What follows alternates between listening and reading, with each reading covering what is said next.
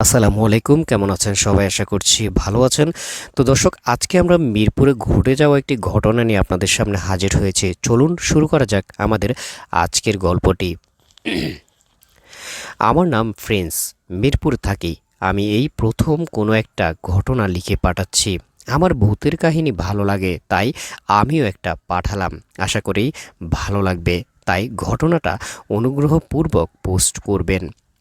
আমাদের গ্রামেরই অনেক দিন আগেই একটা ঘটনা, প্রায় 18 থেকে 20 বছর। গ্রামে অনেক বেশি জিন সম্পর্কিত ঘটনা শোনা যায়। আমিও এটা শুনেছি আমার বড় ফুফুর কাছ থেকে।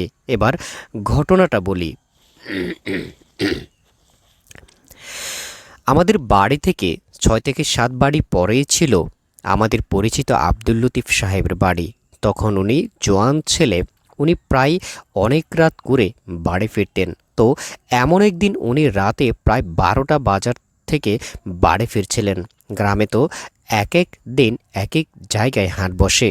ওই দিনে হাটটা ছিল কিছুটা দূরে, আর সেদিন প্রায় শেষ পর্যন্ত হাঁটেছিলেন। তারপর আবার বন্ধুদের সাথে আড্ডা দিয়ে একা ফিরছিলেন। দেরি হওয়ায় ভাবলেন শর্টকাট রাস্তা দিয়ে যাবেন। সে পথে একটা বড় বাঁশঝাড় পড়ে। রাতের বেলা ওখানে অদ্ভুত অনেক কিছুই হয় বলে সাধারণত কেউ ও পথে যেত না। উনিও তা জানতেন, তাও ওই দিন যাচ্ছিলেন। সেদিন কিছুটা পূর্ণিমা ছিল। তো উনি যখন বাঁশঝাড়ে প্রবেশ করেন, হঠাৎ জাড়ের দক্ষিণ দিক থেকে একটা ঠান্ডা হাওয়া এসে গায়ে লাগে। তখন আবার শীতকাল ছিল, তাও ওনার কাছে কেন জানি কিসের একটা খটকা লাগে। কি মনে করে চারদিকে একবার তাকান, আশেপাশে কেউ ছিল না। উনি হাঁটতে থাকেন। কয়েক মিনিট পর হঠাৎ তার বাম পাশের জারের একটু ভেতরের দিকে কয়েকটা বাঁশ খুব জোরে 2 থেকে 3টা ঝাঁকুনি দিয়ে থেমে যায়। উনি একটু চমকে যান, কিন্তু না, থেমে হাঁটতে থাকেন। একটু পর আবার তার পাশে ঝাঁকুনি, এবার একটু বেশি। তো উনি সাহস করে জিজ্ঞেস করেন, কে? কোনো উত্তর নেই।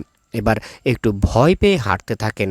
তখনই সামনে একটু দূরে একজন সাদা দাড়ি, হাতে তাসবি, সাদা টুপি, জোব্বা পরা একজন লোক ওনার দিকে আসতে থাকেন।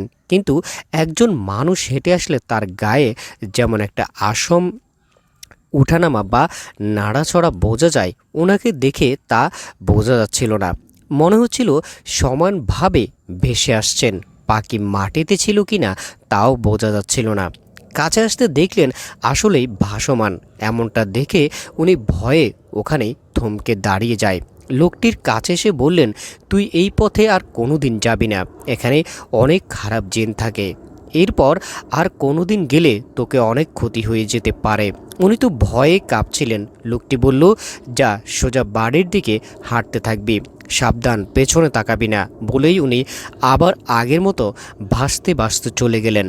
একটু সামনে গিয়েই মনে হলো অদৃশ্য হয়ে গেলেন, আর দেখা গেল না। উনি তাও ভয়ে কিছুক্ষণ এভাবেই দাঁড়িয়েছিলেন। হঠাৎ হুঁশ হতেই উনি খুব তাড়াতাড়ি হাঁটতে লাগলেন। জ্বরের প্রায় শেষের দিকে আসতেই ওনার চাদর পেছন থেকে টান লাগলো, আর মনে হলো অনেক দূর থেকে মেয়েলি কণ্ঠে কে যেন বলছে, এই লতিফ, তুই যাবি না। তোর দাদা আমার অনেক ক্ষতি করেছে, আজ তোকে পেয়েছি, দাঁড়া। ওনার দাদা জিনদের ব্যাপারে অনেক কিছুই করতেন। ওনার জিন ছাত্র ছিল। উনি এরকমটা শুনে তখন জোরে দৌড়াতে লাগলেন। বাড়ির উঠানে আসতেই নিহাজ তার ভাই বলে ডাক দিলেন। ডাক দিয়ে জ্ঞান হারিয়ে ফেললেন। এরপর টানা প্রায় 1 সপ্তাহ ওনার জ্বর ছিল, আর বাড়ি আসার পর ওনার গায়ের চাদরটা ছিল না। পরদিন ওই জাউড়ে গিয়ে খুঁজতেই দেখা গেল চাদরটা একটা অনেক উঁচু বাঁশের ওভাবে চাদরটা ঝুলানো কোনো মানুষকে পক্ষে সম্ভব না। আর পরে জানা গিয়েছিল যে ওই লোকটি জিন ছিল ওনার দাদারই ছাত্র। ওই রাতেই দাদাকে এসে বলে গিয়েছিল, এরপর থেকে ওই পথে রাতে তো দূরে থাক, দিনেও অনেক দিন পর্যন্ত কোনো মানুষ চলাচল করেনি। দর্শক, এই ছিল আমাদের আজকের গল্প।